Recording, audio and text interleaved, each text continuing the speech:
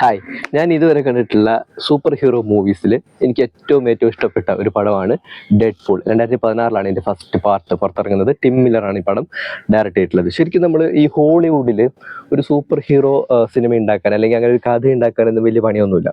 പക്ഷേ എന്താണ്, ഈ പടത്തിൻ്റെ മേക്കിംഗ് തന്നെ അടിപൊളിയാണ്. അതായത് മറ്റുള്ള എല്ലാ ഈ സൂപ്പർ ഹീറോ മൂവീസിൽ നിന്നും എനിക്ക് തോന്നുന്നു ഇതിനെ കുറച്ചുകൂടി വ്യത്യസ്തമാക്കുന്നത് ഈ സിനിമയിൽ കുറച്ചുകൂടി പവർഫുൾ ആയിട്ടുള്ള ഒരു ലവ് സ്റ്റോറി കൂടി സെറ്റ് ചെയ്തിട്ടുണ്ട്. അത് ഭയങ്കര രസമാണ് കണ്ടിരിക്കാനായിട്ട്. പിന്നെ ഈ പടത്തിന് ഒരു മേക്കിംഗ് ഉണ്ട്. പടം സ്റ്റാർട്ട് ചെയ്യുന്ന സമയത്ത് തന്നെ ഇത് ആക്ഷനിലേക്കാണ് നടക്കുന്നത്.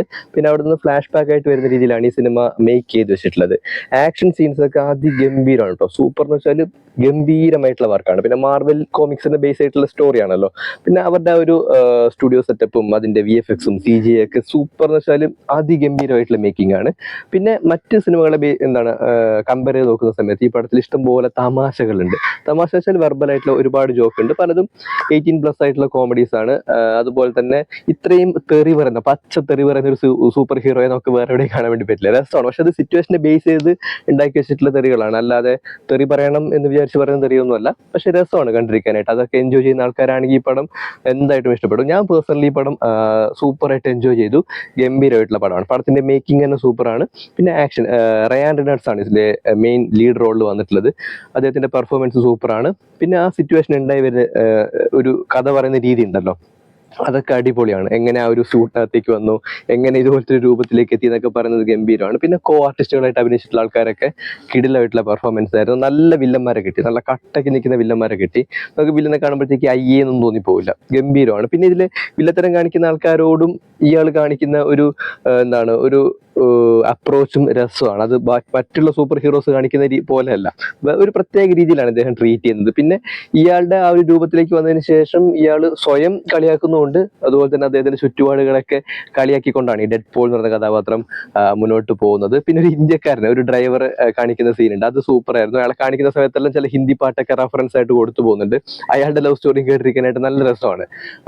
സൂപ്പർ ആയിരുന്നു. അങ്ങനെ മൊത്തത്തിൽ എൻജോയ് ചെയ്യാൻ വേണ്ടി പറ്റിയ നൈസ് ആയിട്ടുള്ള ഒരു കോമിക്സ് വായിക്കുന്ന പോലെ തന്നെ നമുക്ക് കണ്ടിരിക്കാൻ വേണ്ടി പറ്റിയ ഒരു സൂപ്പർ ആയിട്ടുള്ള സൂപ്പർ ഹീറോ മൂവിയാണ് ഡെഡ് പൂൾ. എനിക്ക് തോന്നുന്നു അത് ഇറങ്ങിയ സമയത്ത് 2016 ഏറ്റവും കൂടുതൽ കളക്ഷൻ ഉണ്ടാക്കിയ ഒരു പടം കൂടിയാണ് ഡെഡ് പൂൾ.